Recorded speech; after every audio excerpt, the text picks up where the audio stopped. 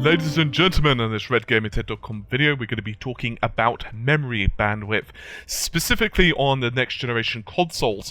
As you guys may be aware, the PlayStation 4 and Xbox 720 are reported to have very different specifications when it comes to memory. The PS4, of course, has GDDR5, and Xbox 720 has, of course, DDR3.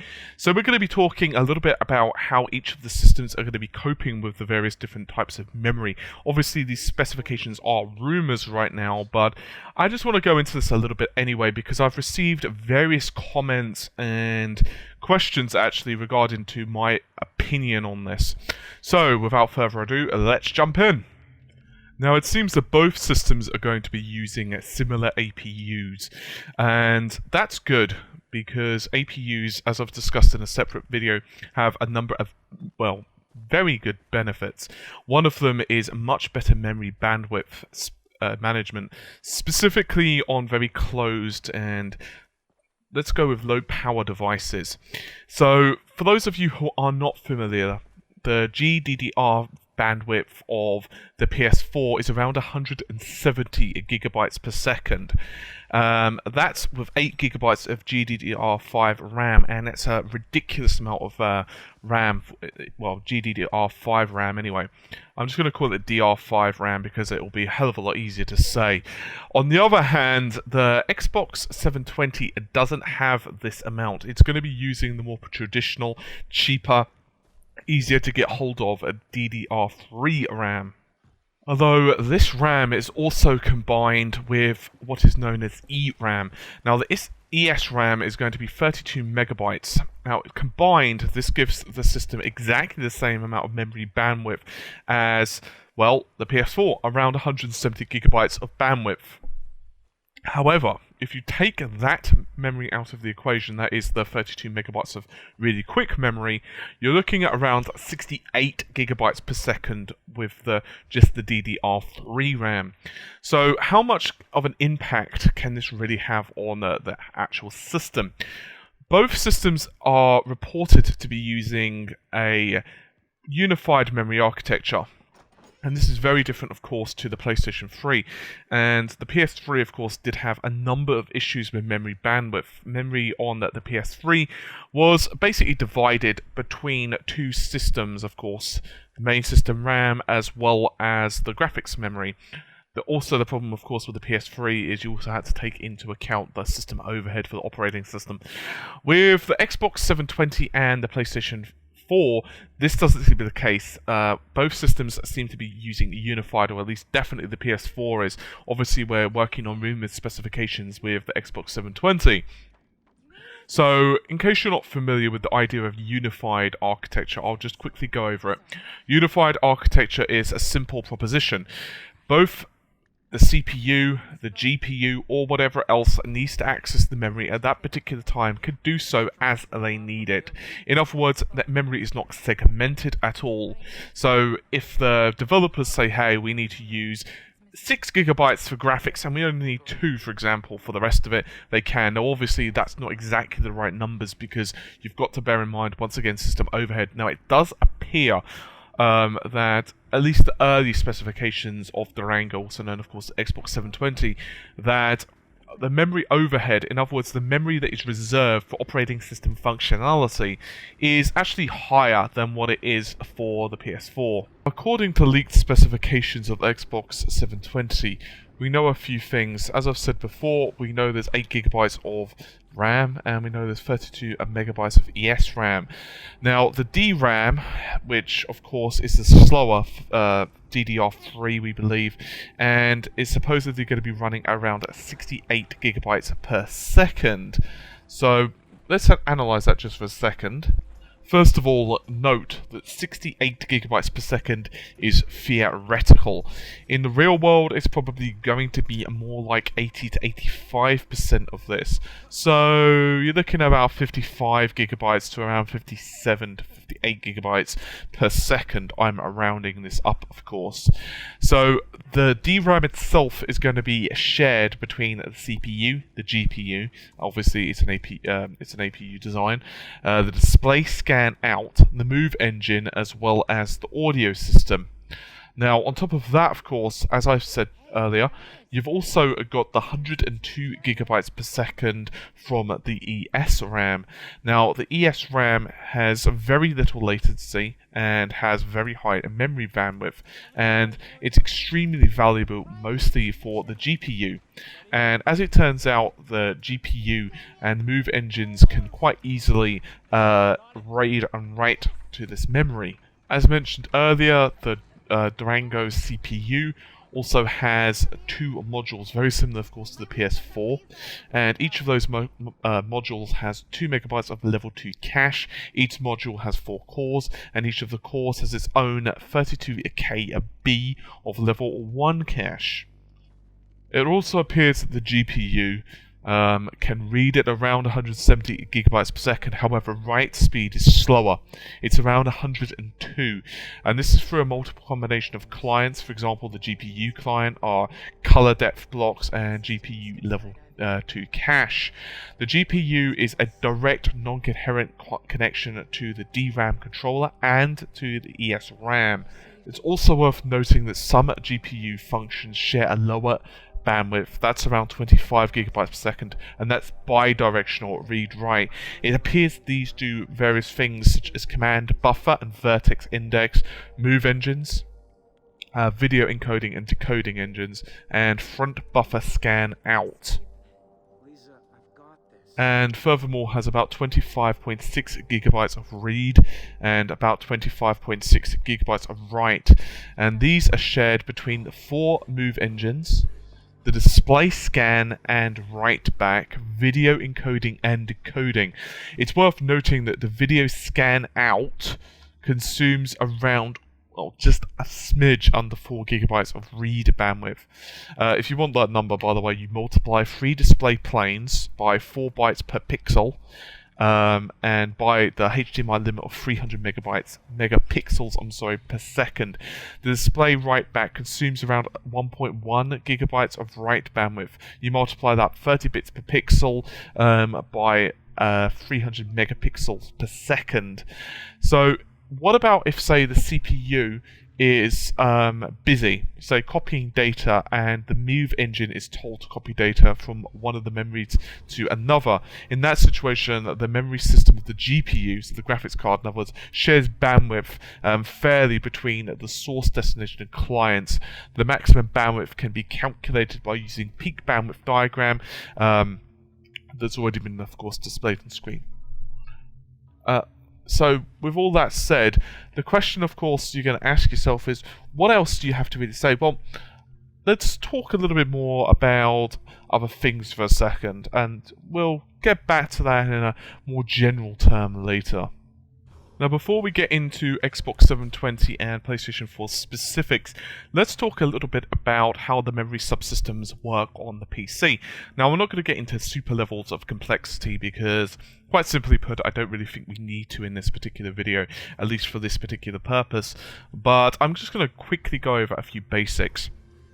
As it turns out, memory on PC works a lot like the PlayStation 3 used to, with some differences, of course.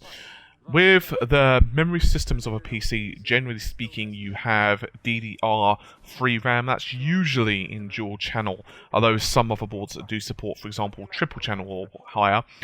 And of course, you also have the memory on the graphics card itself. Now, the memory on the graphics card itself could be screamingly high in terms of how much memory bandwidth it is. How much? Well, let's just have a look at the specifications of, let's go with the 7970.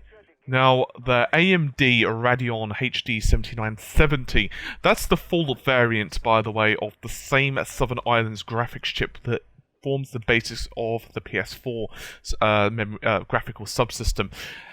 Now, on board, locally, the memory bus screams along at 264 gigabytes per second. If you don't believe me, go ahead and Google it. Of course, I like people to check up on my stuff because it's, good. Now, that doesn't mean that that's for the entire PC at all. That's just what the Radeon graphics card can handle locally. In other words, the RAM on the DDR3 RAM, of course, which, by the way, operates at 5.5 gigabytes per GB DBPS, that's DDR3 RAM, and that gives you the 264 gigabytes per second.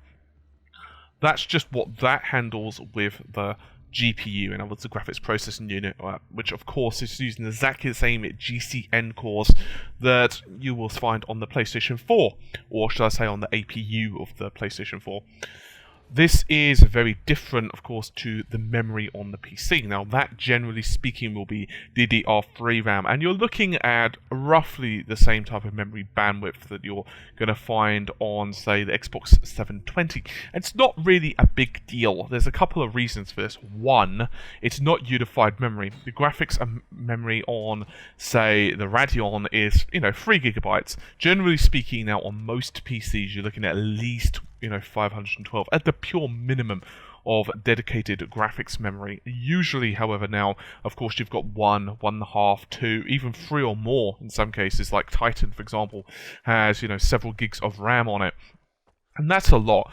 So how it basically works, of course, with the memory in this case is that all the system memory is pretty much all graphical memory that is required in that particular scene or whatever is loaded onto the graphics card. If you notice that if you were to play a game that doesn't have enough memory on the graphics card, so for example, let's assume that the graphics card is capable of running it in terms of raw, horsepower, but isn't capable of running it in terms of it doesn't have enough memory.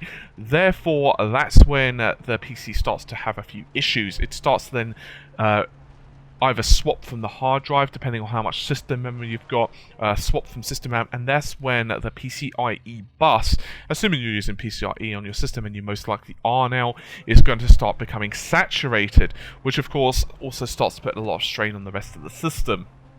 Now on the PlayStation 4, this isn't so much of a big deal. Now obviously, you're only looking at 170 gigabytes, and I use the word only in a very loose way. It's actually very impressive for this console. And there are a couple of things to remember. First of all, the HD 7970 is using significantly more GCN cores. If I remember correctly, I'm just going to quickly check just to make sure. Yes, I am right. 32 compute units or GCN cores. That's with 2048 stream processors. The PS4 version is using significantly less. It's using almost half as many. It's only using 18, although it does have the same amount of ROPS, which is pretty nice. And of course, it's also running significantly slower, 800 megahertz compared to the 925 megahertz of the Radeon 7970.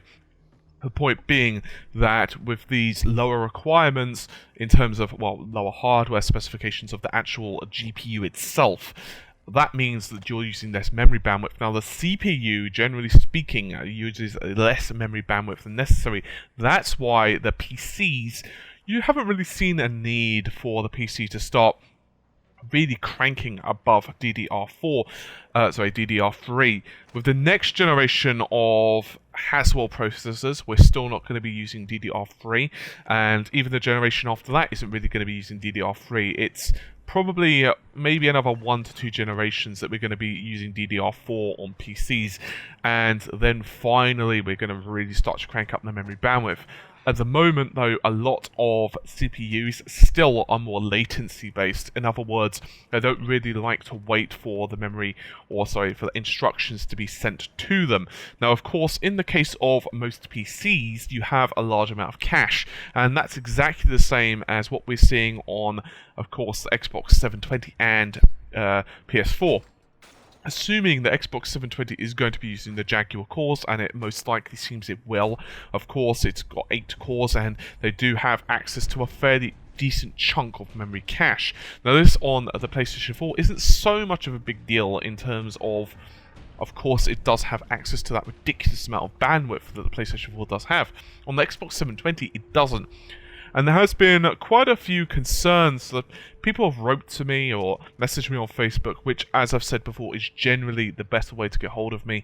I do answer messages on YouTube. I'm just generally a little bit slower. I'm just throwing that in there. And even on various forums and so on I frequent, I don't really post that much anymore. I'm usually a lurker. But I've noticed that quite a few people have been very, I would use the word concerned over the memory bandwidth of the Xbox 720. Now, there are a couple of points to make on this. First of all, they are forgetting about the ESRAM. Now, as it turns out, the Xbox 360 also had a very similar frame buffer, although worked a little bit differently. The Xbox 360 only had 10 megabytes of RAM, but it was also only tied to the GPU. It seems that this isn't really the case for the Xbox 720. Durango seems to be using it tied to both memory subsystems. In other words, for the GPU and the CPU. This makes sense since we're looking at an APU type of approach. Now, as I've mentioned on a different video, which goes heavily into what an APU actually is, APUs are very efficient when it comes to not involving the motherboard so much. In other words, a lot of the instructions, a lot of the functionality that would be traditionally farmed off to the rest of the board is now placed onto the die. In other words, it's basically a SoC or system on chip. So a lot of the functionality that would normally be relegated to the North Bridge or to the PCIe bus is no longer required. And that's because the memory controller and most of the other bits and bobs are located on die. Now, that's not really specifically new that the CPU does actually have a memory controller on it. It has done for a while, but of course it hasn't had the GPU as well. And even the IGPs integrated, graphic kind of solutions that we've had on the CPUs have been very tacked on. Let's use that word. Now it's not. Now it's becoming a lot more integrated. Now, I've mentioned before about the benefits of APUs in this environment, and it's not really going to change in terms of, this video. Most of it is going to be very, very good. The problem you're going to get, however, is that DDR3 starts to really push memory bandwidth constraints. So what a lot of developers are already saying, and those of us who are into the technology, we already started to ascertain that to get the maximum amount of bandwidth, and once again, that's around 170 gigabytes per second, that you're going to have to really tap into this ESRAM, and once again, there's 32 megabytes of that.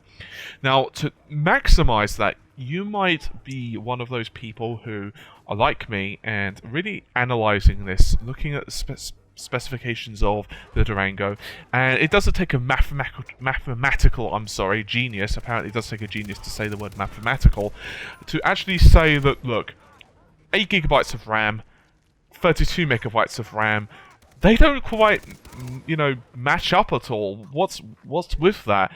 Well, to be honest with you, it's very simple, and I don't ever like to say that a console manufacturer has gotten it wrong this early, because first of all, we don't know about the specifications exactly. We are assuming that these specifications are right. For example, the Xbox 720, we think it's got 12 GCN cores compared to the PS4's 18 GCN cores. For all we know, it could actually have 1,000,000 GCN cores. It could have 32 GCN cores. We just don't 100% know, but we could only, of course, speculate. Hopefully, when the Microsoft conference reportedly happens later next month, that's April, in case, you watch this video a bit later, you'll actually, know more. So, what we do know, however, is that the most likely scenario is that the 32 megabytes of RAM is going to be used for very specific, very repetitive instructions. In other words, those items, those pieces of data that the graphics card or the CPU, or shall we just say the APU generally, is going to require consistently. In other words, it's going to keep on having to go to the bucket for. Now, think of memory bandwidth, and I've used this analogy a few times, but I think it's one of the better ones. Think of memory bandwidth as there's 35 people in a room. I just don't know why I've come up with an arbitrary number, but whatever. I don't know why I can't speak suddenly. Let's say there's 35 people in one room, and there's 0 people in another room. And you need to move those people from room A to room B. Right, simple, right? But in theory, if the two rooms had a massive door, like basically as wide as the two rooms, and, just imagine that there was a line between them, and those 35 people could easily, traverse the line in just a few seconds, right? On the other hand, let's just say they had a regular house-sized door there. In other words, they have to go through single file. It would take them significantly longer to do this. You know, it would have to go down single file. On the other hand, if you doubled or trebled or quadrupled, for example, the size of that door frame, more people would be able to squeeze through. Simple. So I think you get the general idea. In other words, to move data, or in this case people around, the wider the hallway, or in this case the wider the bus, the faster you can do that. It's a bit of a dirty analogy, but I find it somewhat works for this, just to explain the basic principles behind it. So, with the Xbox 720, it's almost certain, assuming, once again, these specifications do hold up, that we're going to be looking at developers really pushing and utilizing and basically being whores to this RAM. When both are reading and writing combined, in other words, when the GPU and CPU are accessing this 32 megabytes, and as well as the DDR3 that's native to the system as well, they're going to get the 170 gigabytes of bandwidth, exactly the same as the, of course, PS4. As it turns out, quite a few instructions are being used and are often repeated. This is very true of, for example, a hallway, and I'll just use a very simple example. If a hallway has a repeating set of tiles, or what have you, and those tiles are a very specific set of distance apart, it would often, use the same calculations again and again and again. And as it turns out, quite a lot of instructions are very repetitive in games. That's why how games now are becoming a lot better, or should I say hardware is becoming a lot more efficient in how it actually farms stuff out. An example of this actually would be back on the days of when Radeon graphics cards were going up against NVIDIA graphics cards. Back in the days of the Radeon 7500, which is a very old graphics card, also known as, of course, the R100 base cores, Hyper-Z was created. ATI, which of course formerly AMD, claimed that this would be around 20% improvement to the overall rendering efficiency. Now, this is more to do with fill rate, but I use it more simply as an example.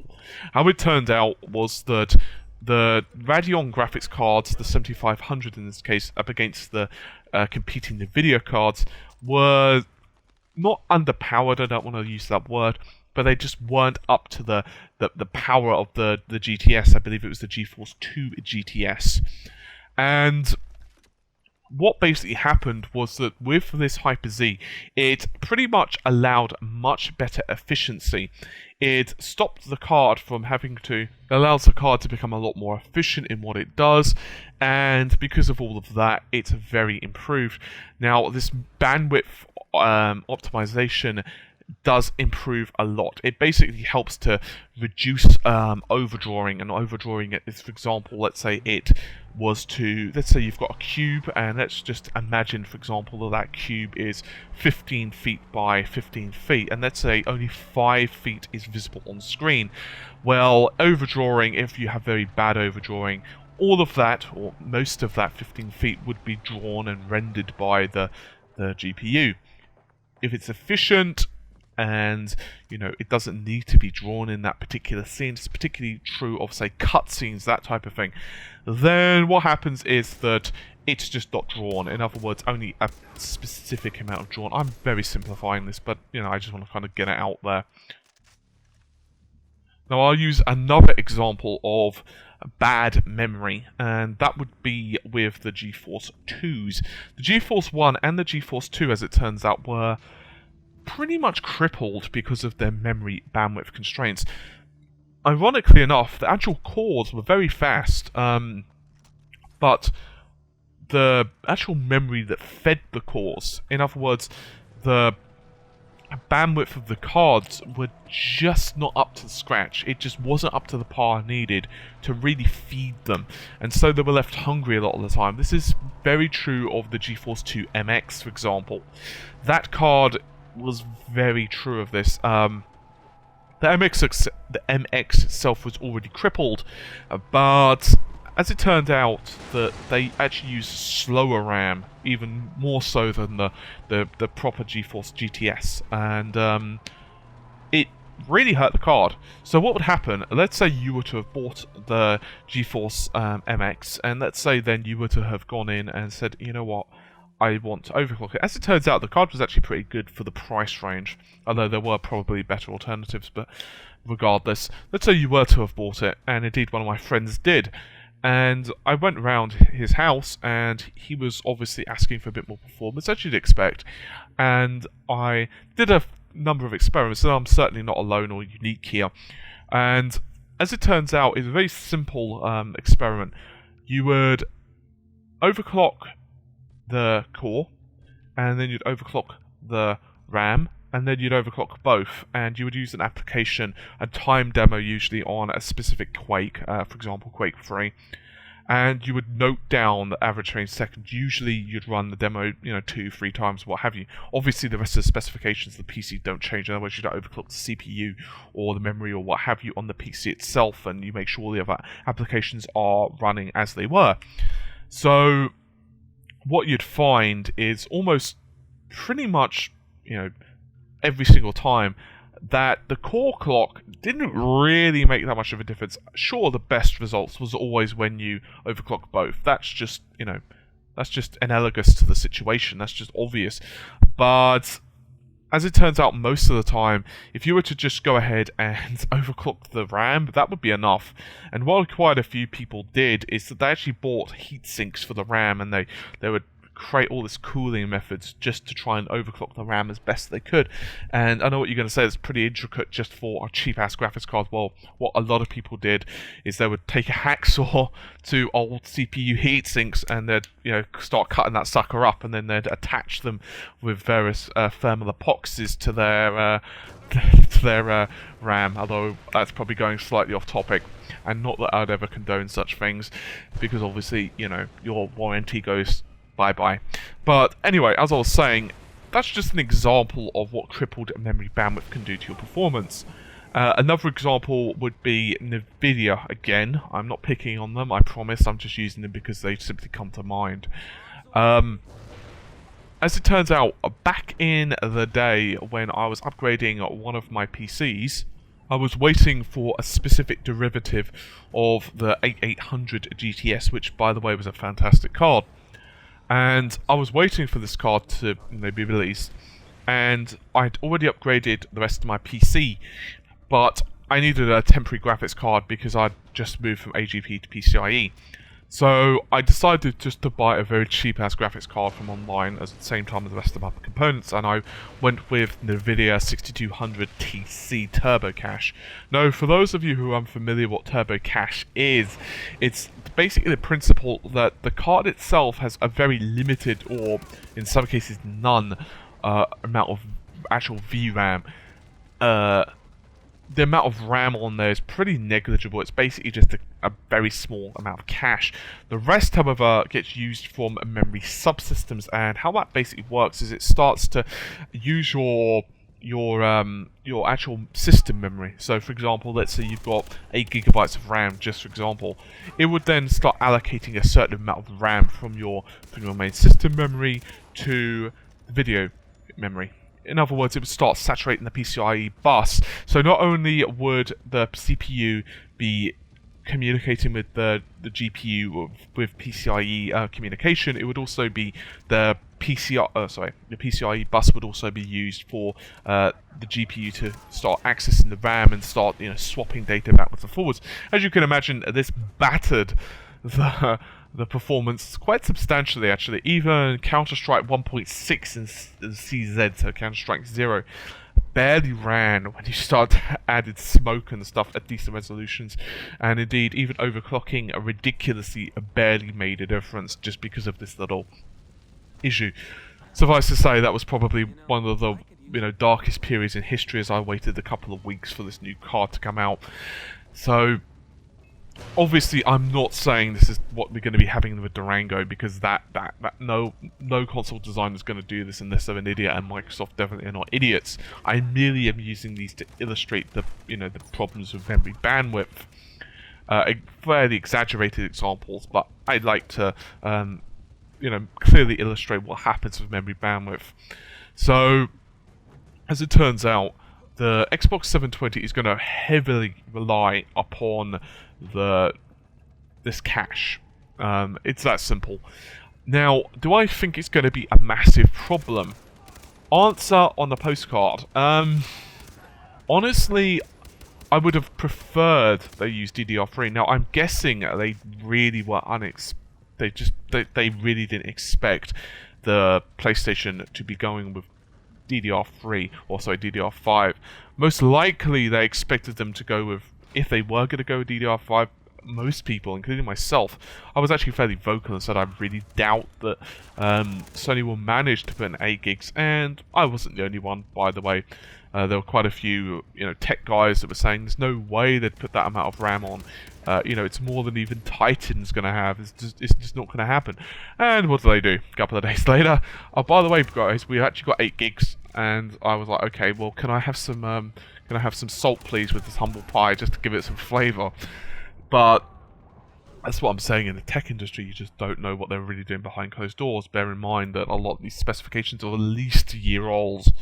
But if it is the case that they've got DDR3 RAM combined with this buffer, I don't think it's going to be a huge problem. I think at most it might slightly hamper the performance. My guess is that they'll clock the cards, clock the various components. Let's assume they're the 1.6 gigahertz of, the PS4. I imagine that they've done enough analysis of their own hardware components to say, hey, this is going to be enough, this is going to be sufficient, and I don't think it's going to be a big deal. My concern isn't necessarily that it's going to be enough. Sufficient and enough aren't really my concerns. My concerns are more, is it going to be easy to do? For example, I've said before several times, you cannot directly compare a PC versus a console. It's not just because the PC is always going to win tech-wise. It will, because, well, consoles are already a couple of years old as they're being designed. It's just that simple. And, even if you've got a mid-range PC in 3 years' time, you're going to easily be able to run games much better than any console can. It's just the case that that's how it is. But, unfortunately, or should I say fortunately, there's a massive difference between how the memory architectures and the various subsystems work on a PC versus console. And because PCs have such a ridiculous amount of dedicated VRAM, which one of the reasons for this, of course, is they're not just, catering for those of us who have 1080p monitors. For example, let's go with the Radeon. It can output to 2 or 3 monitors with I-Infinity. So imagine, not only does it have to deal with the 1080 display that you'd normally associate with it, you've also got 5,000 or 6,000 pixel width to display, by obviously 1080 or whatever you're actually outputting to.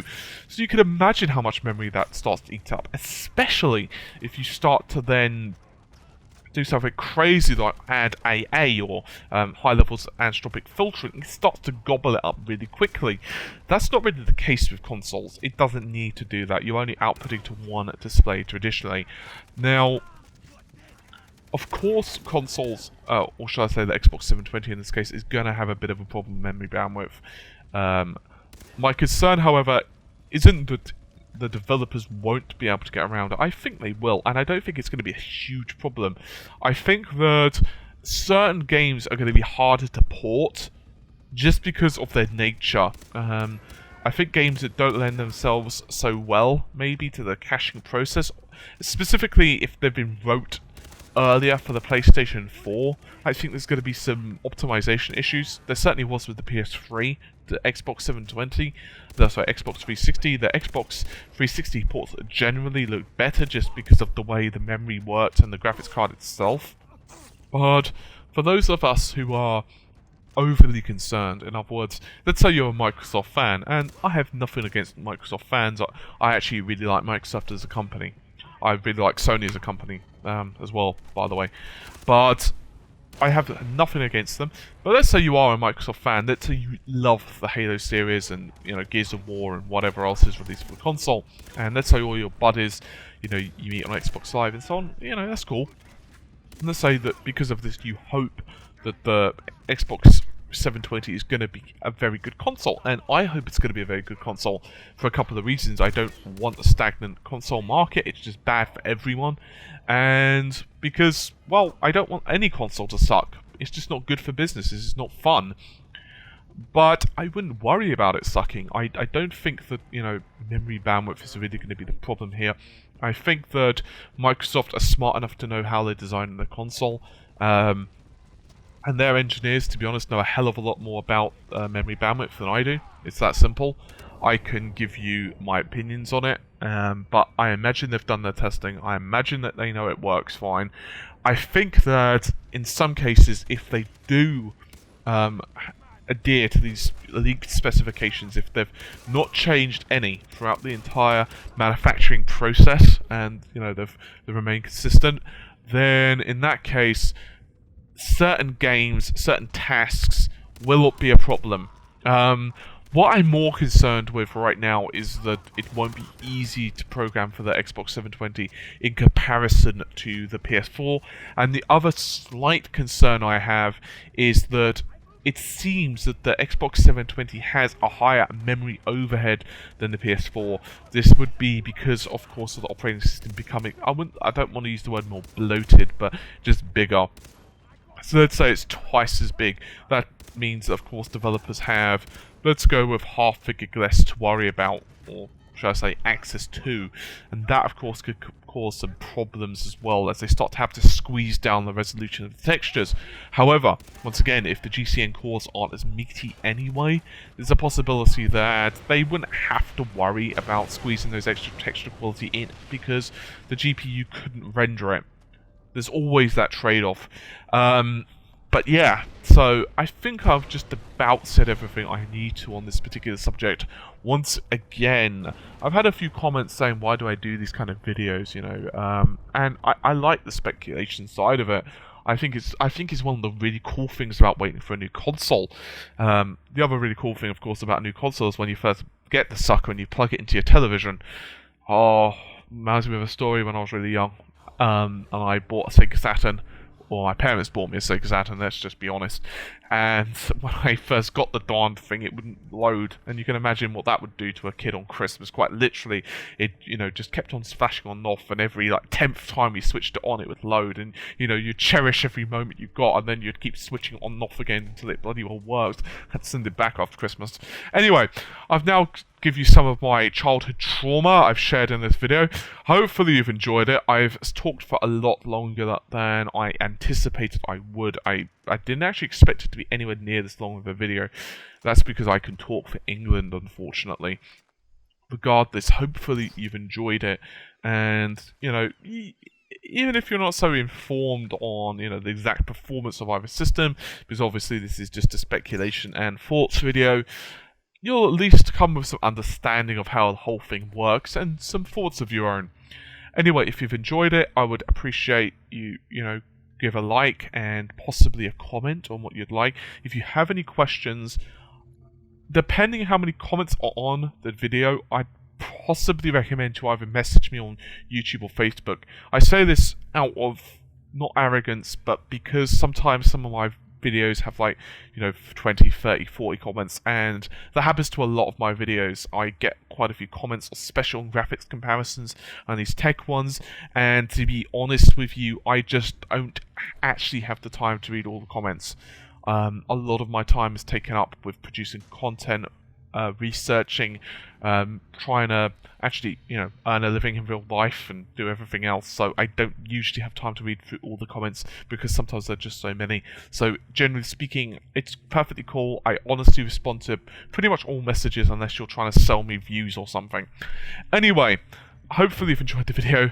I'm going to get going, so take care and bye for now.